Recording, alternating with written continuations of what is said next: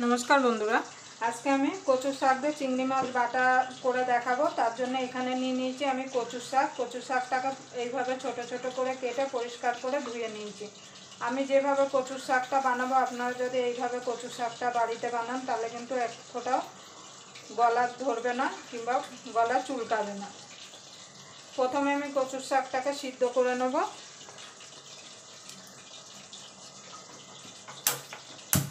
गैसटा धरिए देव। एर मध्य दिए देव खानिकटा पेঁয়াজ,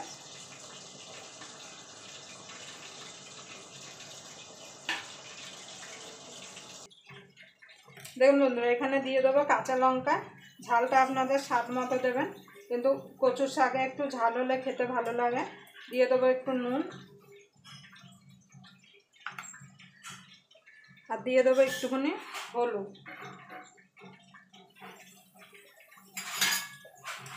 एगुलो दिए एकटु सिद्ध करे नेब। हलुदटा दिले कि होबे कचुटा कालो होबे ना।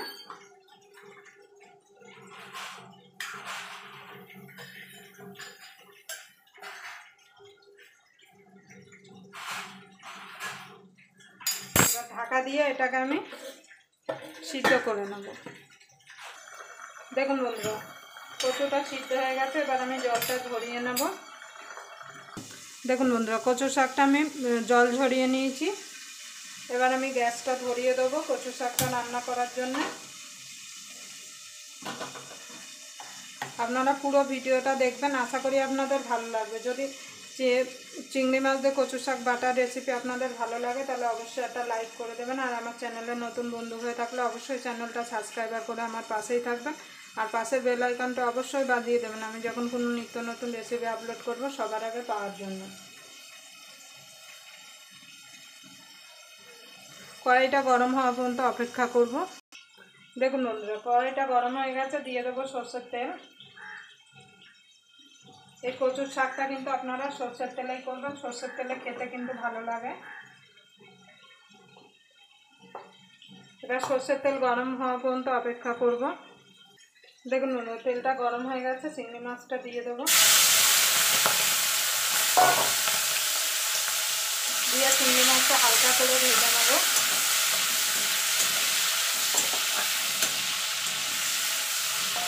আমি যেভাবে কচুর শাক চিংড়ি মাছ দিয়ে কচুর শাক বাটাটা বানাচ্ছি আপনারা এইভাবে একবার বাড়িতে বানিয়ে নেবেন। গরম ভাতের সঙ্গে কিন্তু অসাধারণ লাগে খেতে।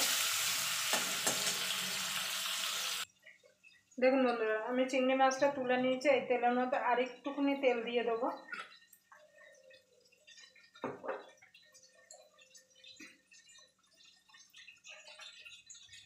ফোড়নে দিয়ে দেবো গোটা জিরে শুকনো লঙ্কা একটা। ফোড়নটা একটুখানি ভাজা ভাজা করে নেব।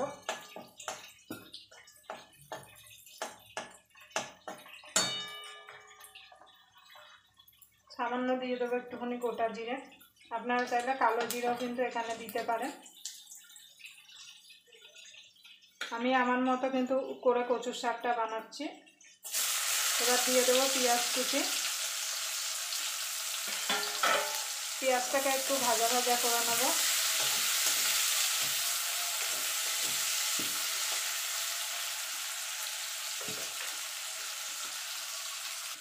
দেখুন বন্ধুরা এখানে একটা মিক্সির জার নিয়ে নিয়েছি। মিক্সির জারের মধ্যে কচুটা দিয়ে দেবো।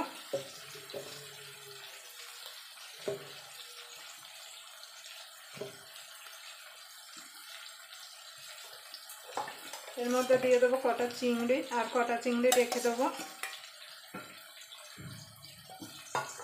দিয়ে এটাকে আমি পেস্ট বানিয়ে নিয়ে আসবো। আপনারা চাইলে শিলনোড়ায়ও এটাকে বেটে নিতে পারেন। দেখুন বন্ধুরা এখানে পেঁয়াজটা ভাজা হয়ে গেছে। এবার কচুটা যে আমি পেস্ট করে রেখেছিলাম কচুর পাতাটা সেটা দিয়ে দেবো।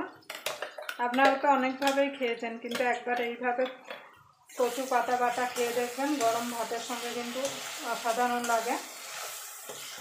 দুপুরবেলা যদি গরম ভাত আর এরকম কচু পাতা বাটা থাকে তাহলে আর কোনো কিছু লাগবে না।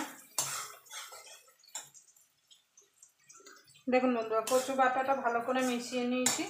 এবার দিয়ে দেবো স্বাদ মতো নুন, কেন কচু সিদ্ধ করার সময় কিন্তু নুন দেওয়া হয়েছিল, সেই বুঝে এখানে নুনটা অ্যাড করতে হবে।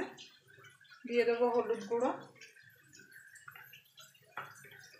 আর চিংড়ি মাছটা যে রেখে দিয়েছিলাম যে কটা, সে কটা দিয়ে দেবো, দিয়ে ভালো করে মিশিয়ে নেবো। এখানে দিয়ে দেবো 6-7টা কাঁচা লঙ্কা চেরা। ঝালটা আপনাদের স্বাদ মতো দেবেন, কারণ আমি কিন্তু কচু সিদ্ধ করার সময় 10-12টা কাঁচা লঙ্কা দিয়েছিলাম।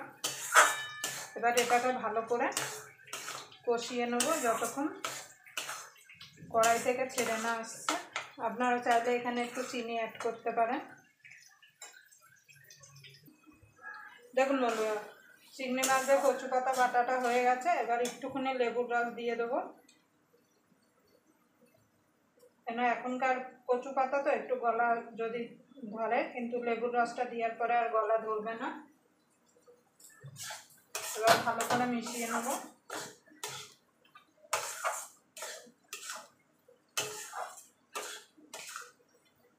দেখুন হয়ে গেছে, এবার নামিয়ে দেবো। আবার আপনাদের সঙ্গে কোনো নতুন রেসিপি নিয়ে দেখা হবে। ততক্ষণ পর্যন্ত আপনারা ভালো থাকবেন, সুস্থ থাকবেন।